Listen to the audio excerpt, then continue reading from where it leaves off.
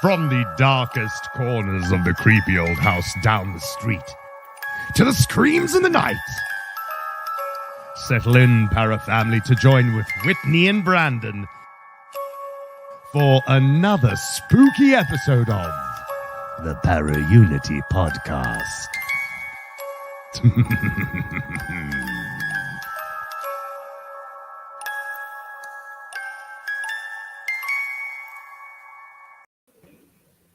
Hello, hello, hello. Welcome to season 5. Oh my God. We made it.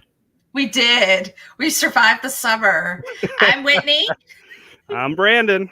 And welcome back, Para family. Welcome back.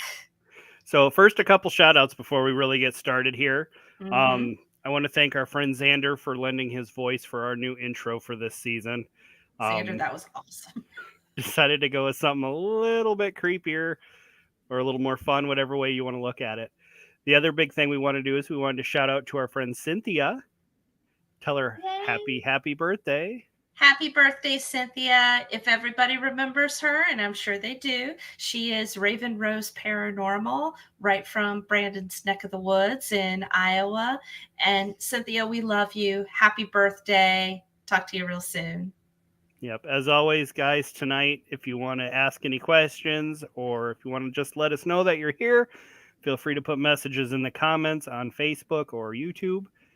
And Whitney, let's take it away. Oh my God. First off, I am still in a summer frame of mind. I don't know about you, Brandon. I'm still feeling the summer. Well, that works out perfectly because we're going somewhere tropical this evening. Yes, we are going to Hawaii today, my friends, and we're very excited to have a wonderful guest on who's going to give us a little bit of insight into hauntings in Hawaii and also more into the spiritual beliefs and practices involving the Native Hawaiians. And so it's very exciting.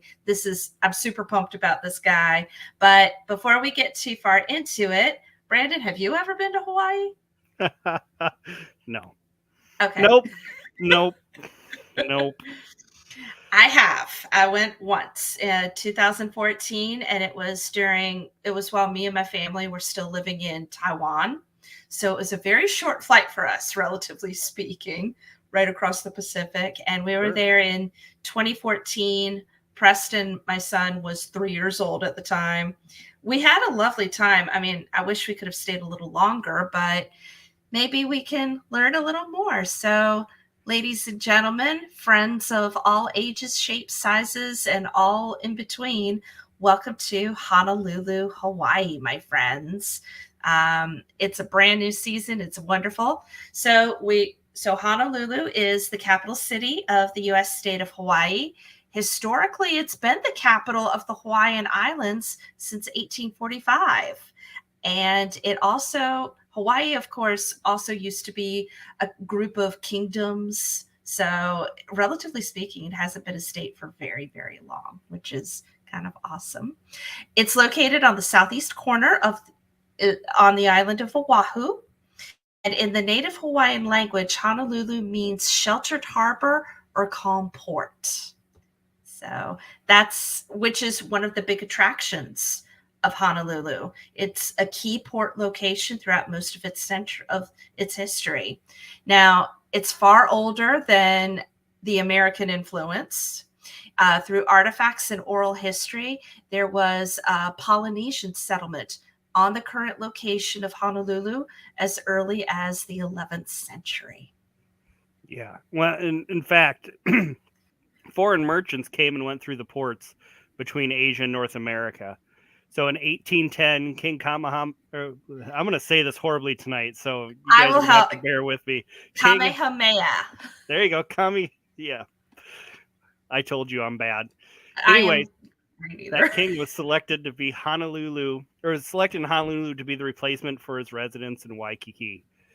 So Honolulu became an active commercial location because of the descendants of American missionaries starting businesses.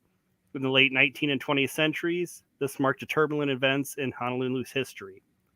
So from the overthrow of the Hawaiian monarchy in 1893, the United States annexing Hawaii in 1898, a large fire in 1900, Mm-hmm. and then obviously the attack on nearby Pearl Harbor in December 7th of 1941. Yeah, it's there. It's just an amazing and very rich history. And that's just what we know as Americans. But what makes Honolulu and all of Hawaii even more fascinating is the diversity of religion and cultural beliefs. Hawaii is where cultures from Asia, the Pacific Islands, and the Western countries, they all come together, and every single one of them bring their religions and their spirituality. So that's pretty cool. And that also means a lot of ghosts. Right, Brandon? That's what we're here for, right? We're here for the spooky stuff. As long as I can pronounce their names. I will, yes. And you're doing great. Remember, we're in this together. So one of my favorite locations, and I actually heard about this location from the Ghost Lore of Hawaii podcast. Check it out. It's really cool. There's the University of Hawaii at Manoa, and is over 115 years old. So there is a history of multiple hauntings. One of my favorites is the haunt in the Hamilton Library. Staff and students report seeing apparitions and hearing noises among the library shelves. And one of the most primary apparitions is that of a young woman dressed in a pink muumuu, which is the word for Hawaiian dress. So funny story. That actually doesn't relate to the haunted location, but the muumuu. So my grandma, when we used to go swimming at her house, she always gave us these huge, oversized, like brightly colored, flowery T-shirts to wear, and she always called them muumuus. Oh, really? Never understood. I thought it was just some little funny thing that she called it. And then as I got older and I heard about this Hawaiian dress, I was just like, oh my gosh, that's insane. Grandma's awesome. Your grandmother is awesome. Shout out to the beyond to Brandon's grandmother. Right? Yes. So our next place is the Nuuanu Pali Highway Tunnels. They have a reputation of being in the center of the lovers' quarrel among gods. Mm-hmm. So the tunnels stretch between the leeward side of Honolulu to the windward side of Oahu. According to the legend, the goddess of the volcano, Madame Pele, and her former lover, the half-man, half-pig, is that Kamapua? Kamapua, I think. Oh, I was close. Yes. Dang it. I know, we were close. Anyway. I'm probably off too. Yeah, well, Lopaka can fix this for me, I'm yes. hoping. But they got into such an argument that they decided to split Oahu in half and never see each other again. So Pele remained on the leeward side of the tunnel where it was dry, while referred the wet and windward side. However, if anyone passes through the tunnel bringing pork to Pele's leeward side, she will manifest as an old woman with a dog to stop them. And also, beware of the night marchers. And we're going to leave that to Lopaka to tell us who the night marchers really are, because it's amazing. Think about it. If you bring a piece of a man that was half man, half pig, and it's a pork, and she doesn't like him on her side, she's going to stop you. So yeah, but you'd think she'd be okay with it if they got in such a fight that she didn't want to be around him again. The fact that you're bringing a piece of pork, you know, I mean, don't get me wrong. I mean, if you brought a chunk of one of my exes, I'd probably be probably disturbed too. But yeah, I would as well. Apparently, you're also supposed to give the pork to the dog that she has with her. So we'll let Lopaka give us more insight into that. But one of my other favorite haunted locations that I found out about is the beautiful Iolani Palace, which was the home to the Hawaiian monarchy. The last monarch was Queen Liliuokalani, and she is said to walk the halls of her former palace. Other manifestations include that of a Hawaiian woman looking out the window and the sounds of piano music. And fun fact, Queen Liliuokalani was a very accomplished musician, singer, and composer, and you may have even heard one of her tunes in the public context, especially if you have little children and you listen to SpongeBob SquarePants.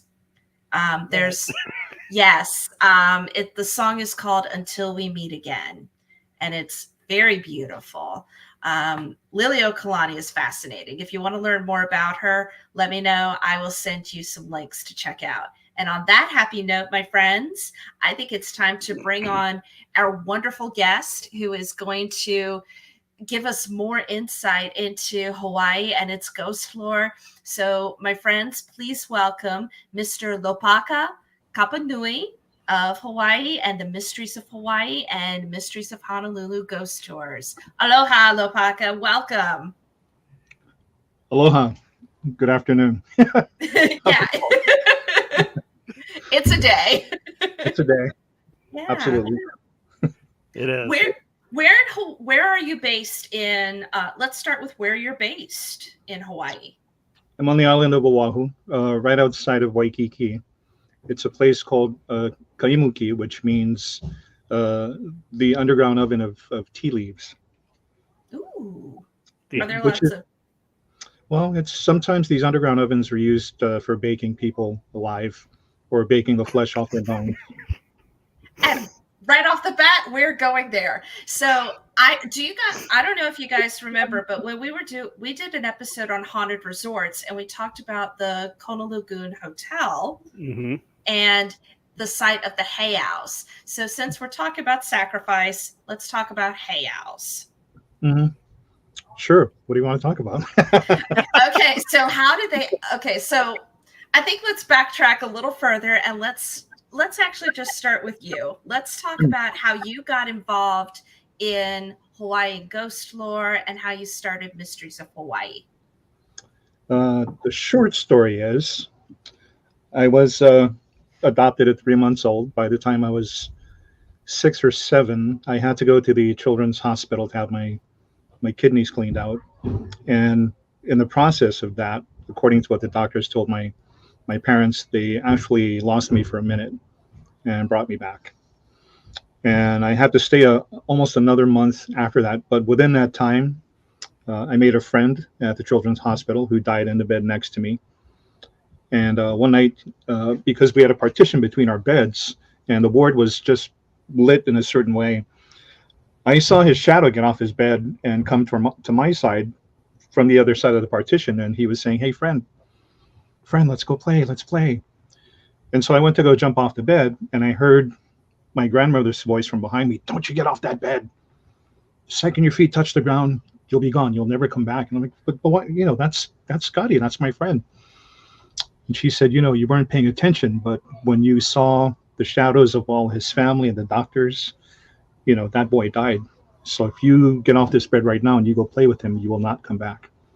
And so she said to me, "No matter what happens, you don't move from this bed."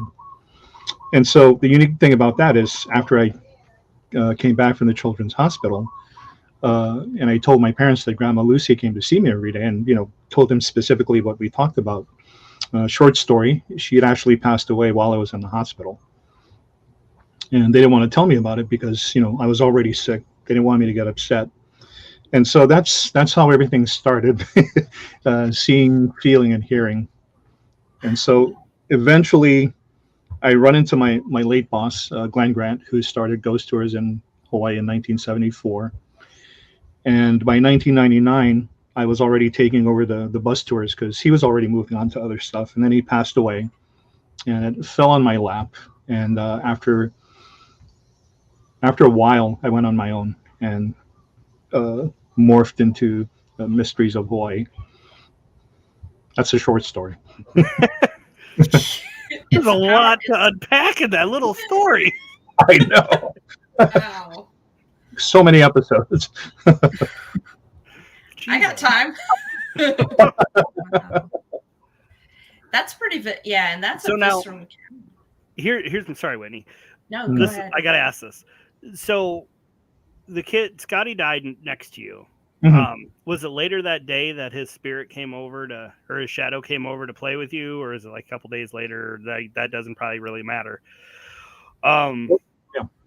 The question I have is there something in your guys's in your history or in your culture that would dictate that if you went to play with him, that it would just take you as well? Or, I mean, well, see, the thing is, when I got to the hospital, I was shocked that Scotty was the guy next to me, the kid next to me, because he was kind of famous. He was in a TV commercial, and I think it was advertising a bank, but it was basically him and his father, and the father's playing the ukulele, and Scotty's singing the song in Hawaiian, and he's sitting on this fence at Parker Ranch on the Big Island. So, that's the whole commercial.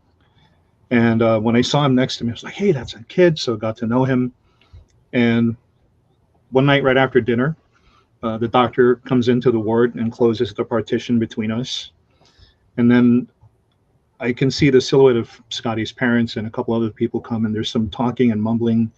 And then there's crying and wailing and grieving. And so I don't know what's going on, but I don't interrupt. And then dinner is served. Nobody says anything. And after dinner's over, I kind of glance this way. And the whole time I can see Scotty's silhouette laying on the bed like this. And then I see him sit up. And I see him kick his legs off the bed. And he comes running around to my side. And so I'm ready to go play. But, there's my grandmother telling me, you don't get off there. And so a lot of times in Hawaii, you have some spirits that are lonely, and don't want to be alone. There's many documented cases of the patriarch of a Hawaiian family passing away. And they find out his spirit doesn't want to go alone. So within a week or almost a month of his passing, people in his family start to die. And not just suddenly fall down and die, but in just weird accidents or just strange ways.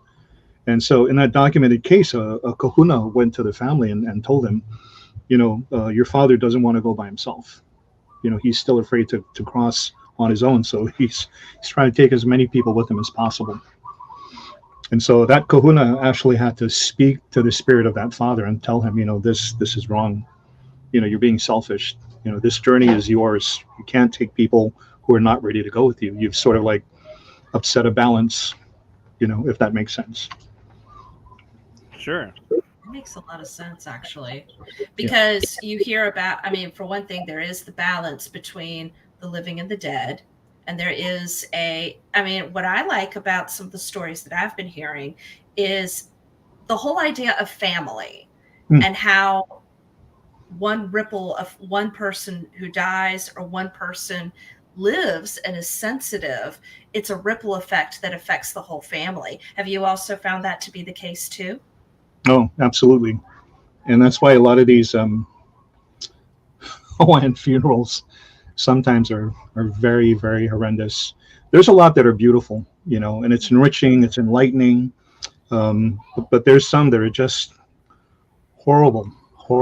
And I've been to funerals where one side of the family is actively cursing the other side of the family, literally formulating a curse and putting it out there. And there's been other funerals where the deceased is there and, beautiful man, everybody loved him, pillar of his community. And then his mistress shows up with his kids. Yeah. Yikes. And then all that happens. There's some drama there, that's for sure. Oh, yeah. So in like the Hawaiian and Polynesian cultures, then they have, I know you said the kahuna, which is kind of essentially your guys' version of like a witch doctor type, or what is exactly a kahuna? A kahuna is the word kuna means to hide or conceal, and so a kahuna is someone who's learned and mastered the intricacies and the mysteries of a certain arts. So we have kahuna of the obvious one, cursing and all that stuff. But we also have kahuna of what do you call ethnobotany, the equal of it, kilohoku, stargazing, kahuna of healing, of hula, and they're also what do you call those? What is the word? They know the lay of the land. Okay. Yeah, and kahuna of architecture. So there's various types, but essentially it's someone who's become a master of a certain art form. Yeah. Cool. So it seems like with that culture, there's a lot of similarities with like the witchcraft and the voodoo culture too, almost with the healing. and the cursing. It's very, very different and very unique. Okay. For myself, one of the things my mother taught me was, the healing of a broken spirit and healing a spirit in a broken person. So that teaching sort of made me a kahuna. What do they call it? Kahuna ho'ola uhane. A master of spiritual healing or healing of spirits. So the teaching is very, very specific. And so, I understand that people make the equation of our kahuna arts to voodoo and witchcraft, but it's very, very different. For example, let's say in my family, we can see that my brother is obviously showing the signs of being a psychic medium. And so traditionally what happens is, someone like my brother is taken aside and trained specifically to become what we call the haka of the family, what you would call a psychic medium. And his job growing up is to master the art of noho. And the only real translation in English is possession, but really not. So noho is when your ancestral spirit or your ancestral god will come and sit on the shoulders of my brother and speak to your family through him. Wow. And so he will take on all the characteristics, all the nuance of that family member, all those idiosyncrasies that only you guys would know. And so he's there to give messages or, to tell you, hey, it's your third marriage already. Don't you get it? Stuff like that. And I had an aunt in my family who was also the haka. And she would have our omakua, our family deity, our guardian, sometimes sit on her shoulders and communicate certain things. And he is a shark god, and he's the shark god who's the elder and most sacred brother of the goddess Pele, the volcano goddess. I know it seems far-fetched, but if you were there in that situation, yeah. I So mean, is that why you use the shark picture for your Mysteries Hawaii logo then? Yes, that's our omakua, our family guardian. It's also our family tattoo. That's awesome. oh, cool. So how do you balance all of this amazing beliefs? How do you balance that when it comes to dealing with the paranormal and paranormal investigators? I went there. When people come to me for specific types of learning, it's very, very unexpected because they don't realize that they're actually going to have to write a paper, like physically take a pen with a pad of paper and write. And what they have to do is write down all the things about themselves or in their lives that they have to let go of. And not everybody gets through that.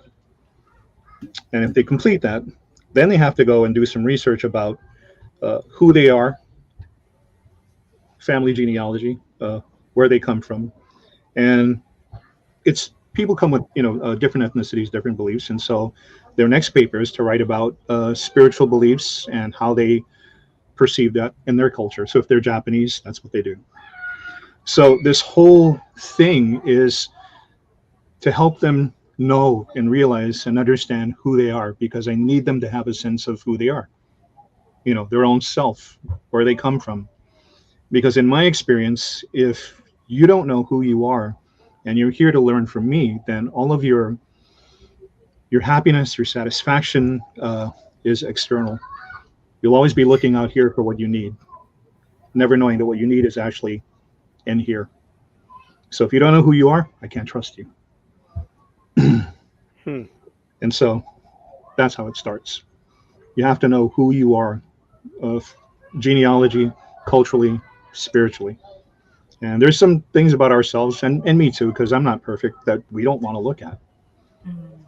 We don't want to acknowledge. And so those things too. And that's not for me to torture them or to break them down.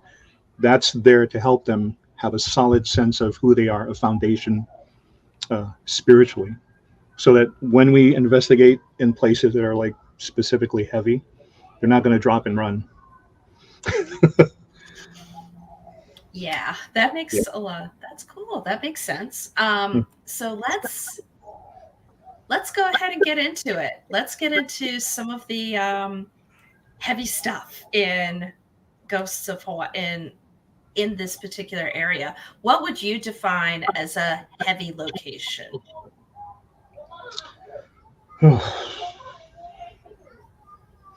That would have to be the Scottish Rite Cathedral and a place called Kaniana Cave. It's on the west side of the island. It's the home of a shark god, but it's also a location where suicides have taken place, murders, and so because it's volcanic rock, I believe that it's become a repository of all these traumatic events. So it's sort of like a psychic thumbprint video, except when people are in that location, in that cave, who are psychically receptive or spiritually receptive, and the energy in that cave senses that, that's when all hell breaks loose. Well, you guys, you would have to almost ask for permission to be in them caves, though, wouldn't you? Like, not even just from the authorities, but from the gods themselves. Absolutely. Because they're not going to want you just wandering into their house.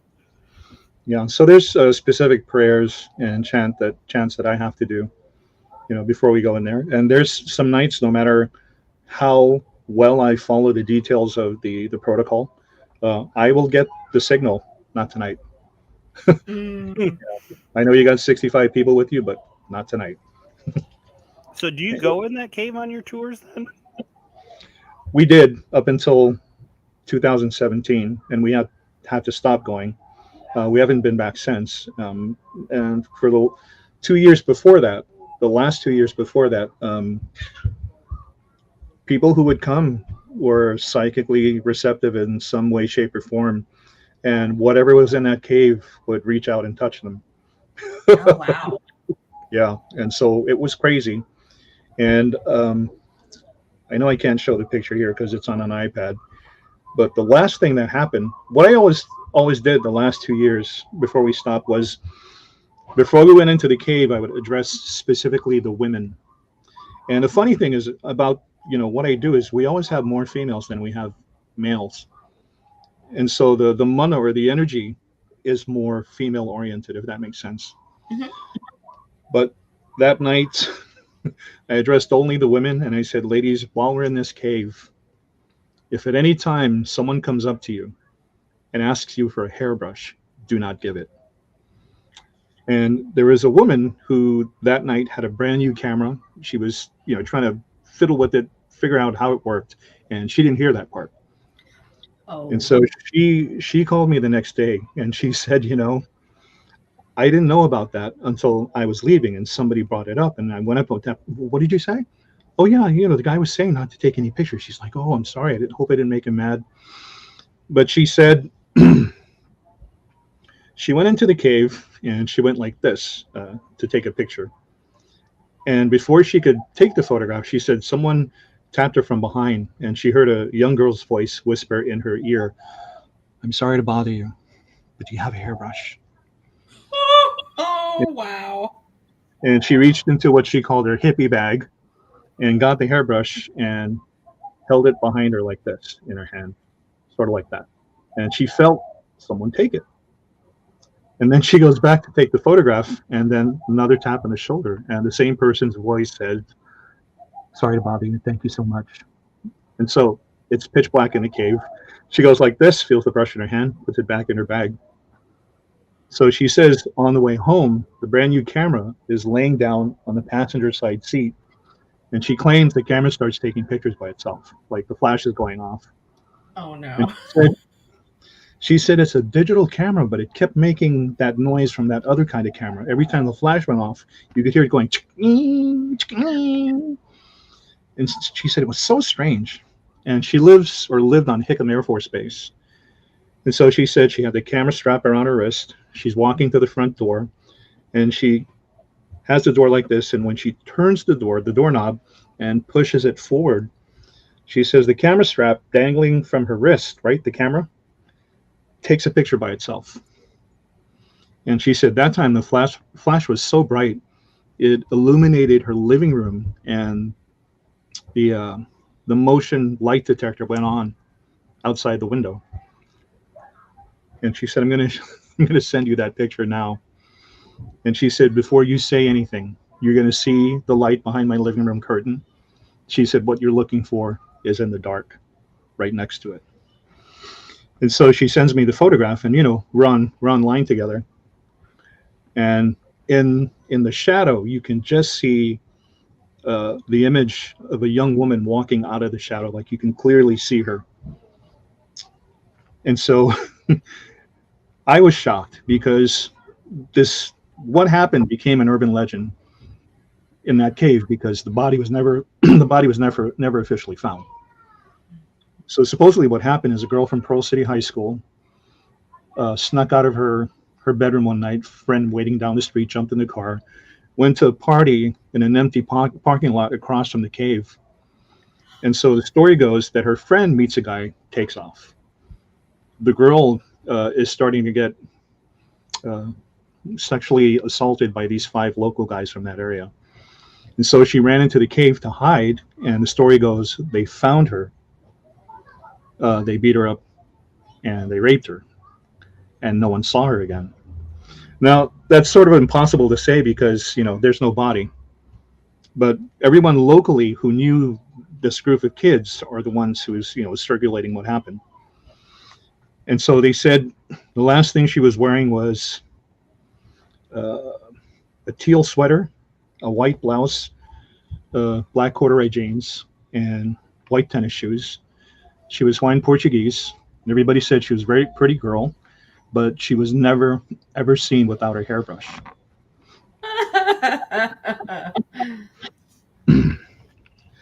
So this is what I explained to the woman who showed me the photograph.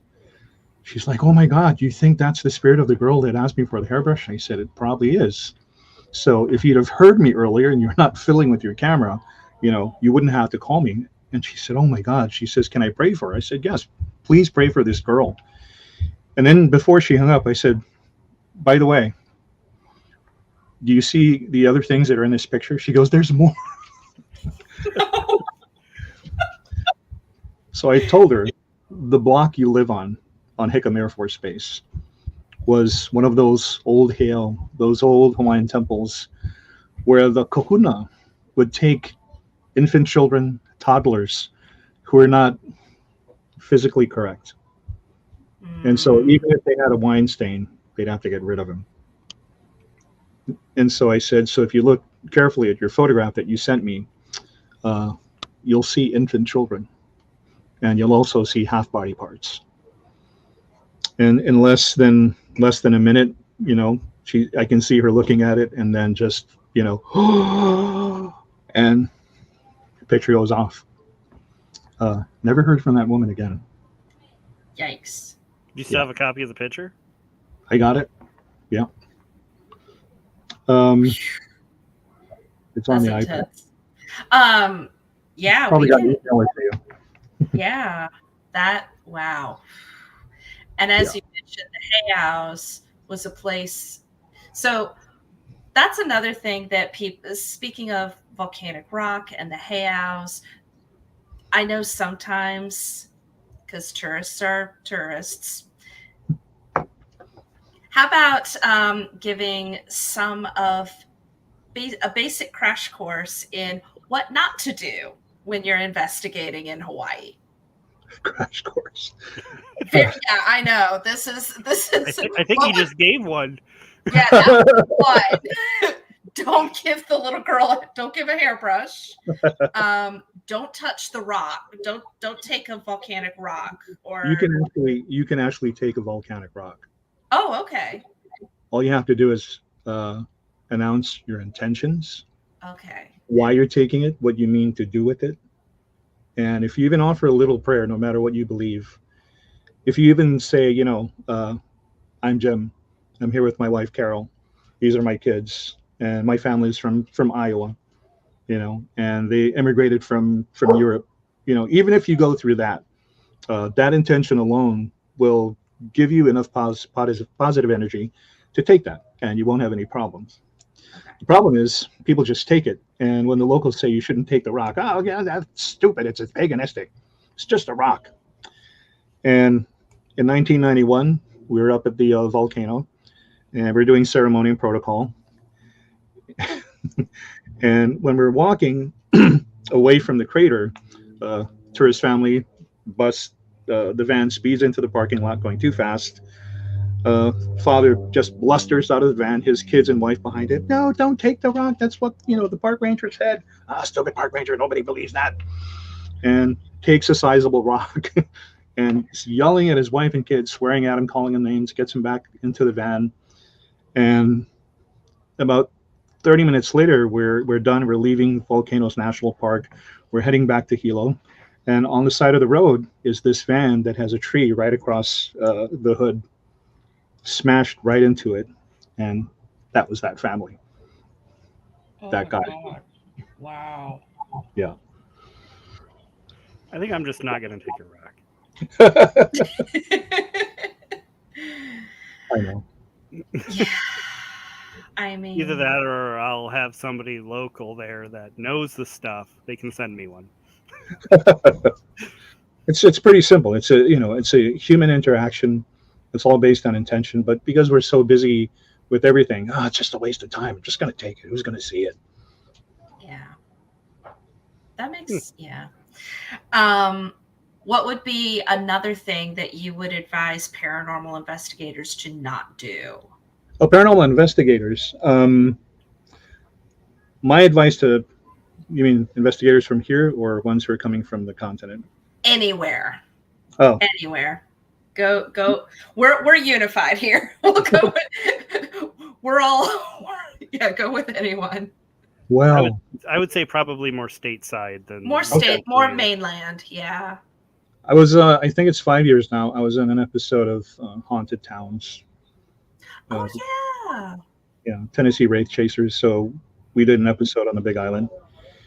And who is that? That's Brennan, Mike, Chris, Doogie, and Scott. Mm-hmm. So Scott and Brennan and I were in an underground lava tube. And short story is Scott asked a question of the goddess Pele. And it's on that episode. And he asks, do you want us to leave? And when we play back the EVP, a woman's voice replies in Hawaiian, in the Hawaiian language. And it clearly says, Ke olu olu, which means please. And so I dropped everything. I'm like, I'm done. I'm out of here. And Scott was right behind me. And the director said, in all these years, Scott has never been afraid of anything. So no one's ever seen him, just drop and walk away. And the good thing is I got a chance to talk to Scott and his girlfriend Stephanie and Brennan about the how to and the how not to. So our little enclave got on very well, but it's the other guys who just decided to do their own thing. And so because I believe, because it was obvious to me, they were not getting any results. So in that episode, you'll see the other guys, the constant EVP they keep getting is the one that conveniently keeps saying, get out. Yeah. So, you play nice, you get nice reactions. That makes sense for everybody, no matter what. Oh, yeah. I think what might be interesting, what do you think, Brandon? You think we should get some stories told? Well, I have a question. Go for it. So, like I said, I told you before the show, I've spent a lot of time on your website and looking through here. And I mean, you literally do tours like 5 or 6 nights a week. It's crazy. I know. Yeah, it's crazy because you have your haunted crime tours on Mondays, the Night Marchers in Waikiki tour on Wednesdays and Fridays, the Ghosts of Old Honolulu Thursdays and Saturdays, and then one Saturday every month you do the Haunted Honolulu tour. Right. And then, but the question that I have is, I got to know what this chicken skin tour is. chicken skin. Yeah. So my only night off is Tuesday. That's my lodge night. And we also have another Waikiki night marchers thing on Sunday. The chicken skin thing is the investigative part of what we do. And we don't advertise, because a lot of people here are funny about people thinking that they live or work in a haunted place, which strikes me as strange because everybody knows it's haunted. And so the group is called the Grant Society. And so it's sort of to honor my late mentor, Glenn Grant, but it also stands for Ghost Research and Native Teachings. And so these are not only Native Hawaiian teachings, but any Native person. So even if you're Irish, if you've got something to contribute, that's what we like to know about. So there's no one way of teaching. What happened, it's almost been 20 years, is I began to run into a lot of young people who had psychometry or telekinesis or could read minds. And the unfortunate thing about that is a lot of their family members, parents, other halves were not supportive. And it was starting to wreck their lives. So I would meet them and tell them, listen, you're not crazy. Here's what's going on. This is why it's happening. You're not possessed by the devil. Spirits are communicating to you. That's all it is.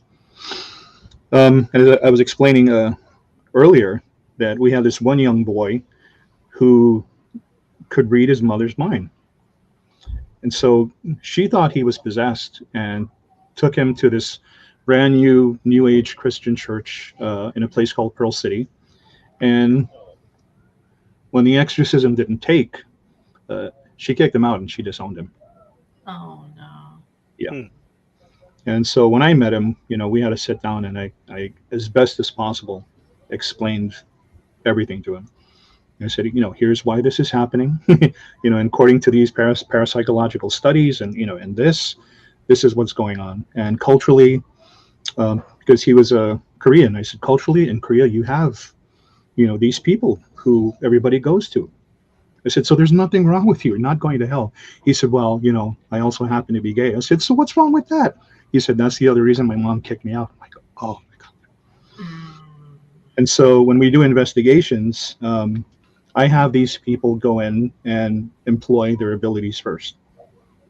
And I think after about 40 minutes to an hour, then we start using all the equipment and stuff like that. Which is why I mentioned earlier the Scottish Rite Cathedral was the second place that it'll be a while before we go back there, because there is a young girl on our team. She's kind of like our adopted daughter. She's ranked 17th in the world in women's jiu-jitsu. Oh, wow. I love that. And we have another person who's like family to us. She's in construction. She'll handle a man, no problem. Former gang member. And so the women on our team are just like all strictly badass, including my wife. And we have just the guys who are supportive, like myself. The one girl, when we got to the Scottish Rite Cathedral, I can see her phone ringing because it's lighting up, and she shows it to me. And it's the Scottish Rite office calling her phone. She's like, Dad, why is the office calling my phone? I'm like, I don't know. Did you give them my number? No. So I went downstairs and the secretary was still there, and I showed him the phone. I said, are you calling this number? He says, how am I calling the number? Like, I'm sitting outside in the lobby of the office. The office is locked. He said, that's the number that calls from that phone in the office. And stuff like that. And on the stage, heavy pieces of furniture sliding across the floor, people feeling themselves being physically embraced. Yeah. Stuff. So it was the spirits were so interactive that the team was not prepared for it. Gotcha. So the entire week after that, they're all wiped out. Just completely. Yeah. Yeah, I that makes sense. That works for me. I've been saying it makes sense. I think I'm slowing down tonight. I'm sorry, guys. But why don't you? It might be really cool to. So, are those kinds of is that something that people sign up to do, or how does that work? It's because we don't ever advertise. It's mainly. I mean, we've done a few live streams, but it's mainly people who call and say, "Hey, there's stuff in my brand new house, and I'm invested. I can't move out. So, can you come and do something about this? The problem is, and I shouldn't say problem, is when it involves a spirit that's attached to the land, and I'm speaking only for myself. So this is not the be all to end all how everybody has to do it. But for me, when it's a spirit attached to the land, I find that it's easier to adjust for the spirit. Instead of telling it to be gone, to get out, we were here first because you were not there first. So anything you can do to adjust to the spirit will make things easier, rather than having to go to the extreme and, full out investigation, exorcism. Oh my God, everybody's an exorcist today. It's just driving me crazy. Because again, in my experience, when you don't adjust for the spirit, that's when men in construction sites begin to die. Ah, yes. And that's when prestigious schools with, a brilliant student body suddenly becomes uncontrollable. And that's when state workers start to try and kill each other. Yeah. And I know in this day and time, oh, what do you mean adjust for the spirit? We were here first, we have the contract. Doesn't matter. We were not here first. We're just the caretakers.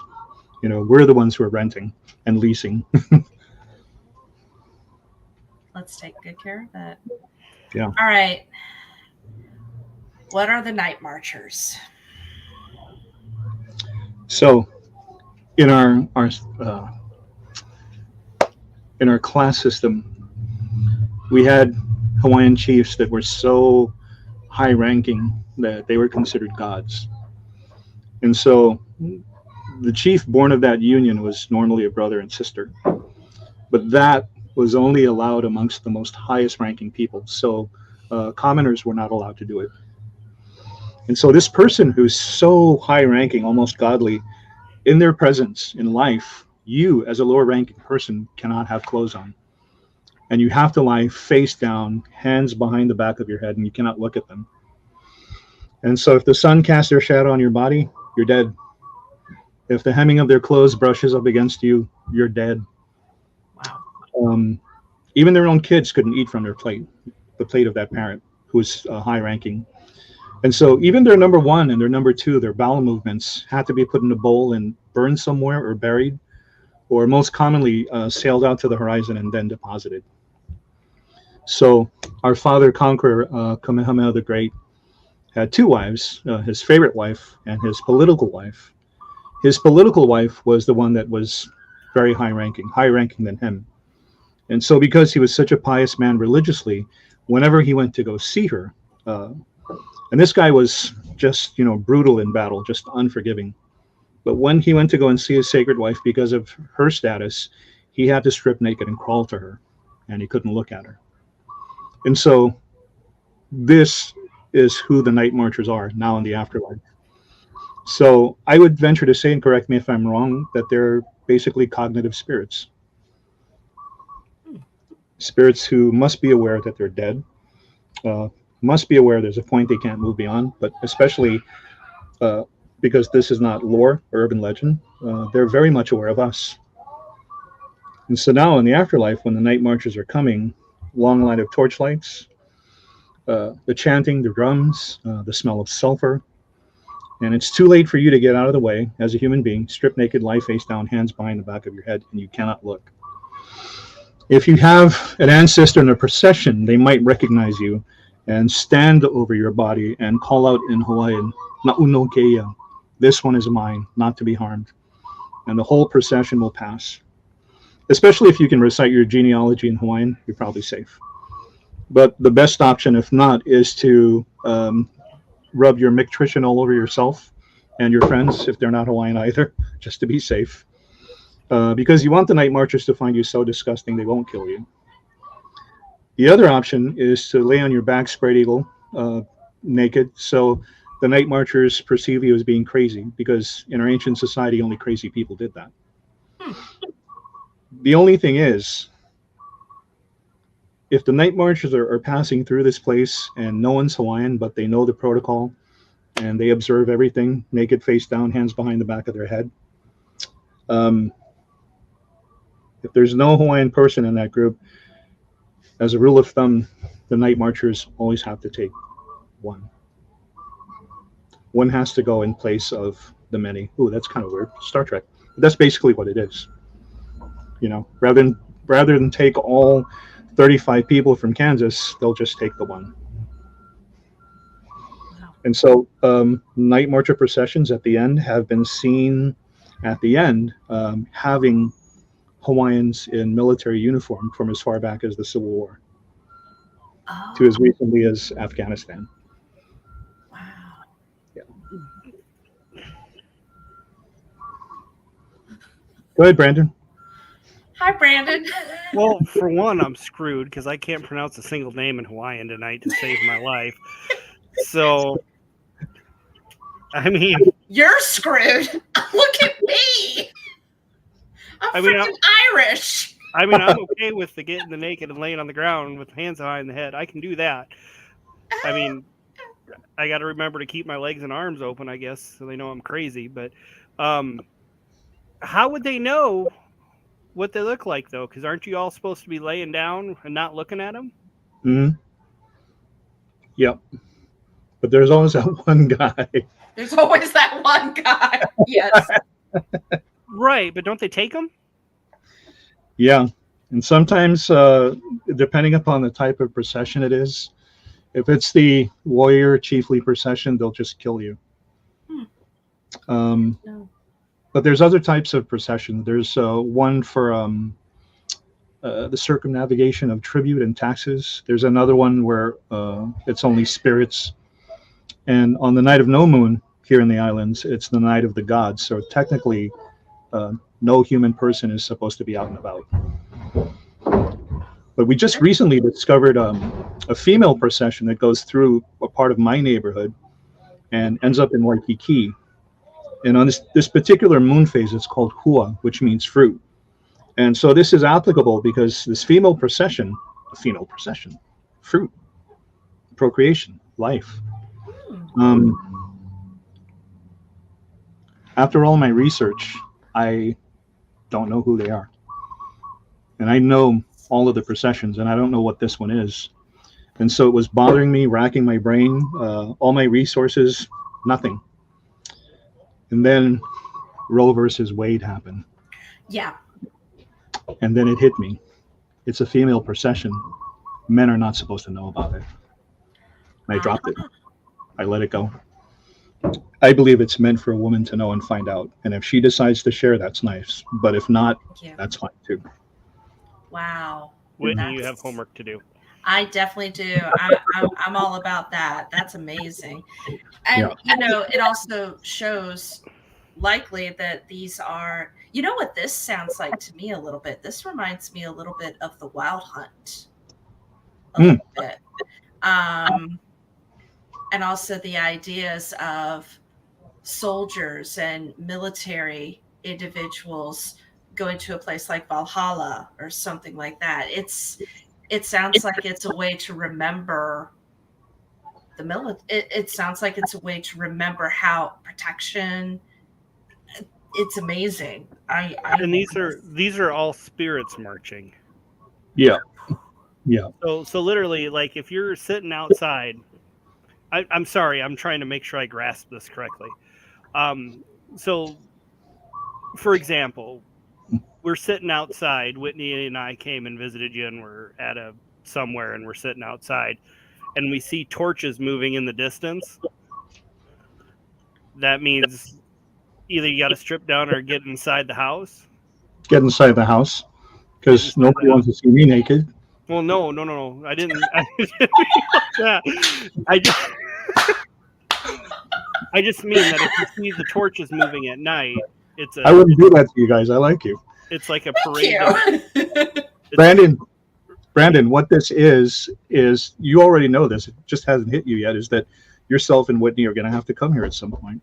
I would happily come back. Yeah. How often do these happen?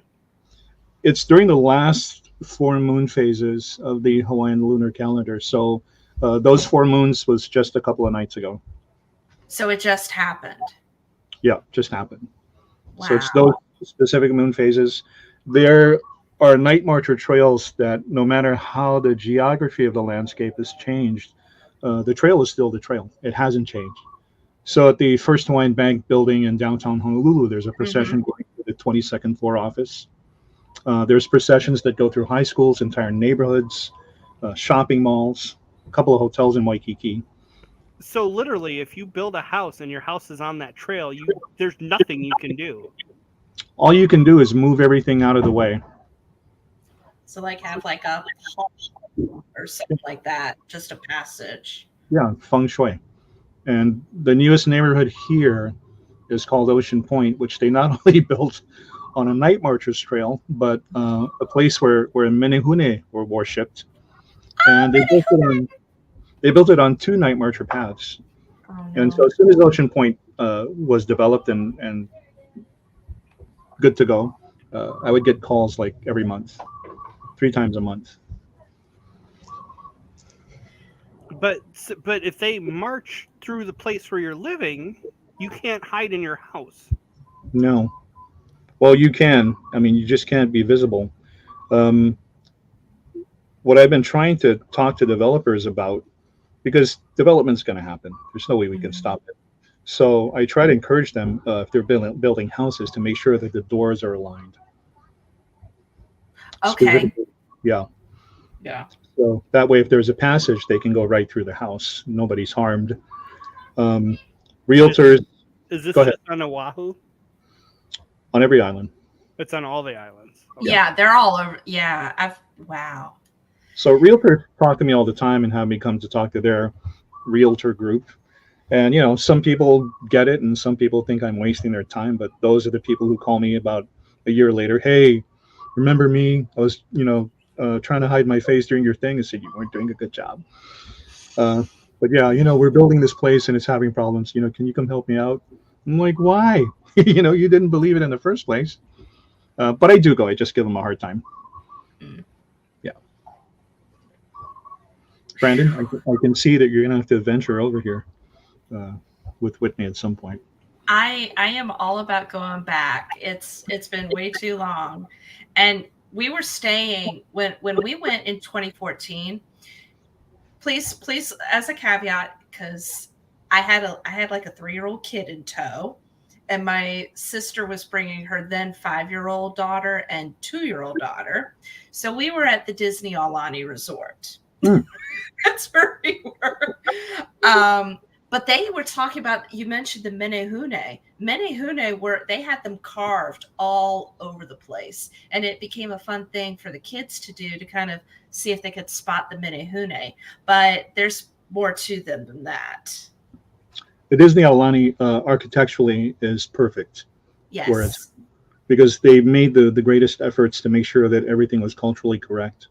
Mm-hmm. And so even when they found remains on the property, the directive from Disney was, right now, those remains are important and everything Disney is secondary.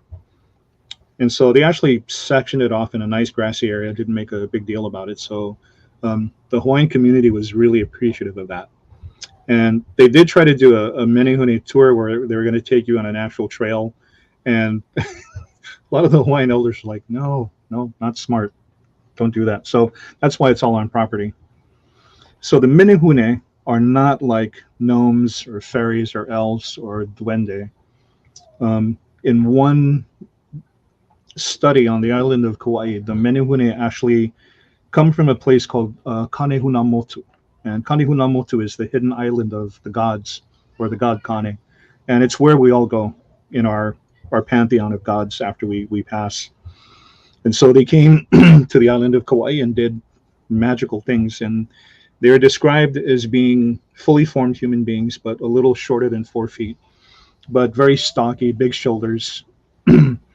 And whatever task they were asked to do, they would do it overnight. And the payment, I think in one case, there's 500 of them. So the menehune chief told the Hawaiian chief on Kauai, the payment is 1 shrimp for every one of us. The only thing is no one can watch. No one can be there to see this happen, and there has to be silence. So, they have to tie the beaks of the animals and, keep the kids quiet.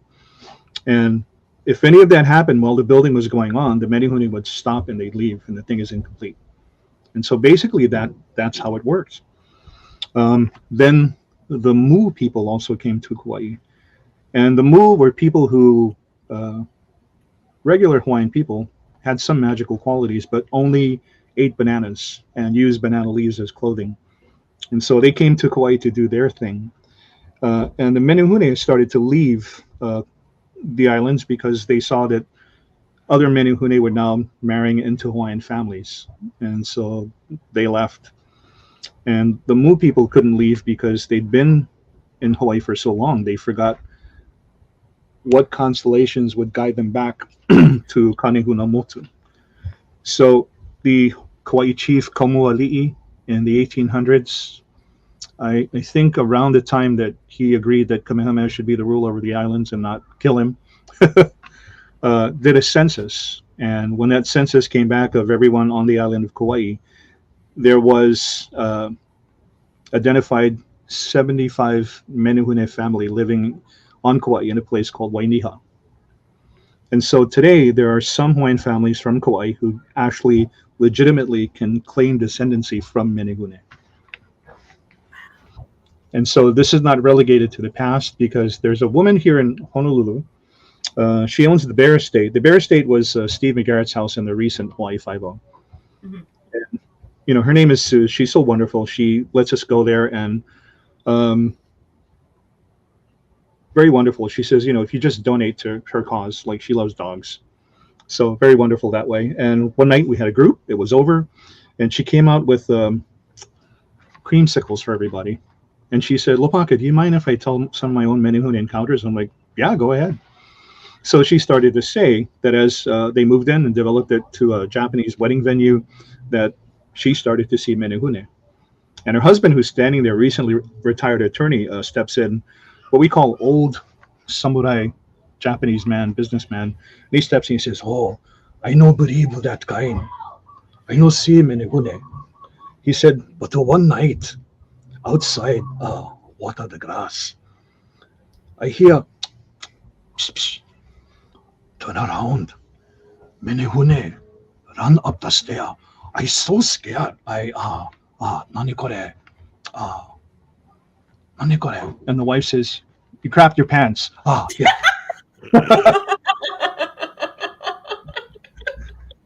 So as he's saying that, I'm standing here and I'm looking into their living room, and there's this end table that's a dark brownish color.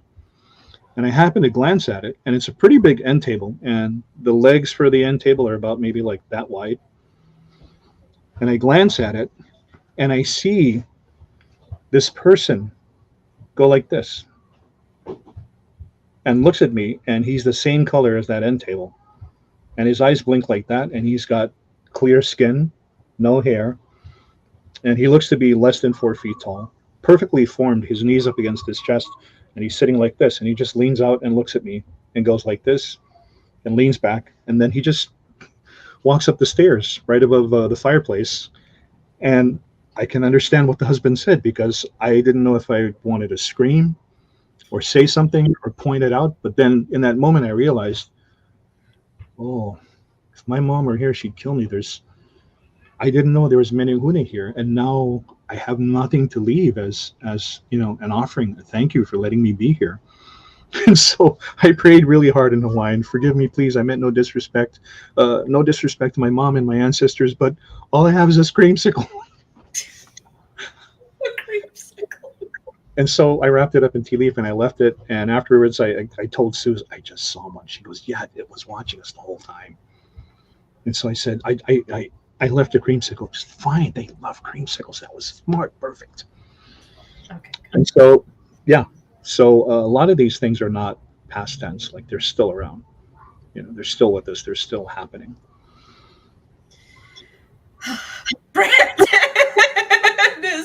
Brandon's spellbound. I got nothing. This has been absolute. You know what? We have to have you back sometime. Just and we'll just let you go and you tell stories. And of course, we should tell people, if you ever find yourself in Hawaii, go check him out. Go check out Lopaka out at the Mysteries of Hawaii. Wow. What? God. Go ahead. What? You What's just the rocked best his ways world. for? Yeah, you did. What's that? My What? already busted brain is like getting worked over today. What's the best way for people to get a hold of you if they're deciding to head out that way, or if they're planning a trip to Hawaii and they want to make sure they spend some time with you? Oh, email us at the website, mysteries-of-hawaii.com. And you can contact me through there. We've been getting a lot of Hollywood production people in the last couple of months. Oh, wow.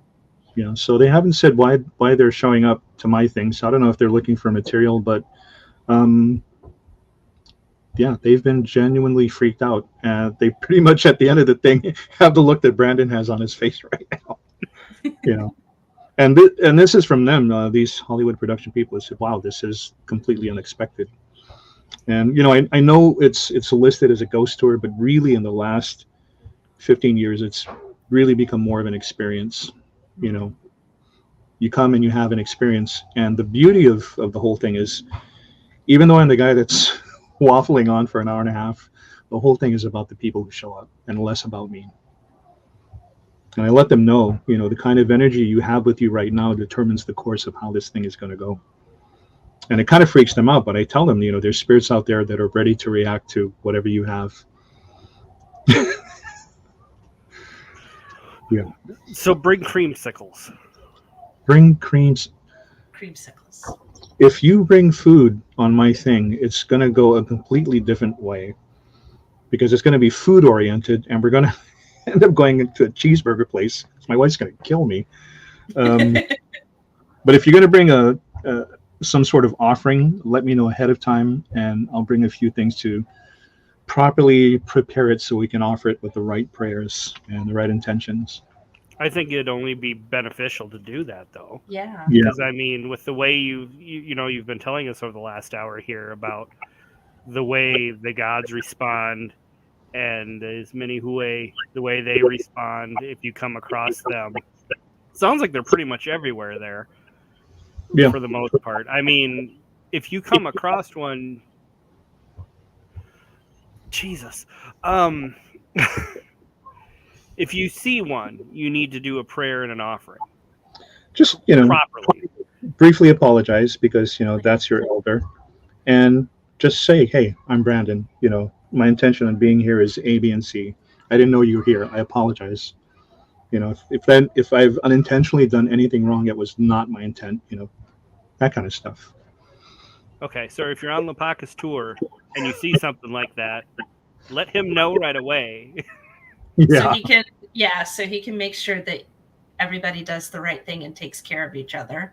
Well, the only real problem lately, the past couple of years, and these, we do what we call ghost storytelling concerts, at venues and theaters. The only real problem has been people showing up with their deceased loved ones who are trying to get a message through, and they can't get through to that person. So what's been happening is people's spirits of deceased loved ones basically try to hijack the tour or the storytelling thing.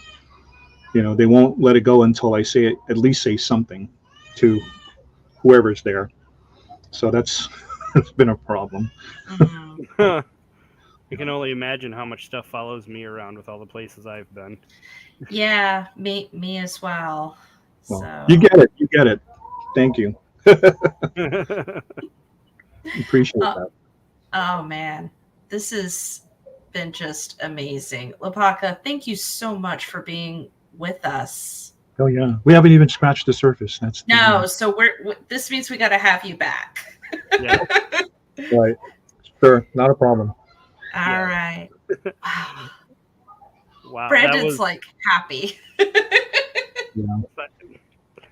Yeah, I mean, I guess that's a great way to start the season. If you guys ever get here, I'll have my wife cook up Cinnabon fried ice cream or something. Yes. Oh my gosh. I'm in love with your wife right now. I'm in love with her. Well, she's Irish Filipino. Sweet. Yeah. And just so you know, we do have some wonderful people on the chat tonight. Hey, wonderful Allie, people. yeah, Allie Schmaltz just wished us congratulations on the new season. And Betsy Kulikowski, our wonderful friend of the show. Great way to start the season. And she lived in Hawaii before, her family lived in Hawaii before she was born. So she's really interested in everything with this. There's nothing Betsy's not involved in, I swear. Betsy is a real good friend. And this has just been wonderful. Sounds like Betsy is essential to the success of a lot of things. She is. In fact, I get to be in a book with her finally. Awesome. She's an amazing author. Betsy is amazing. Everybody is amazing associated with this show. Everyone's awesome. Yeah. All right, Lopaka. What I'll do is in the show notes, I'll make sure to put links to your Facebook for the Mysteries of Hawaii as well as to the website. Yeah. So that way, Instagram. Anybody's Instagram too. Okay. Yep, we'll definitely make sure that's all in the show notes. And hey, let's kick it off, guys. We just kicked it off. So my last parting words to all of you, Brandon and Whitney and everybody who's listening and watching. What I would like you to do tomorrow, first thing, is think about the person that needs to hear from you that you love them. Might even be somebody that you don't care about, but think about the person who needs to hear those words from you. I love you. Thanks. Thank you. Mahalo. All right. Aloha. Thanks again to Lopaka Kapanui and all of you for tuning in tonight. Whew. Wow, what a night. And folks, as always, if you listen to us on Apple Podcasts, please remember to take a second and rate us 5 stars or leave us a review, because it helps us get the word out about the show, and we want to hear your feedback to help make the show better. Absolutely. And if you're an Android listener, you can follow us on Spotify, Pandora, iHeartRadio, Google Podcasts, or simply just tell Alexa to play the Paraunity Podcast so you never miss an episode. If you like the show, remember to tell a friend. If you want to be a guest on the show, or if you just want more Paraunity, please join us on our Facebook or Instagram pages. Also, if you want to help support the show, please stop by the website and buy us a coffee. But my name is Brandon. And I'm Whitney, and you have been listening to the best place to bring our paranormal teams a little closer together, the Paraunity Podcast. Thanks, guys. Have a wonderful night, and mahalo and aloha to you, Lopaka. Thank you. Aloha.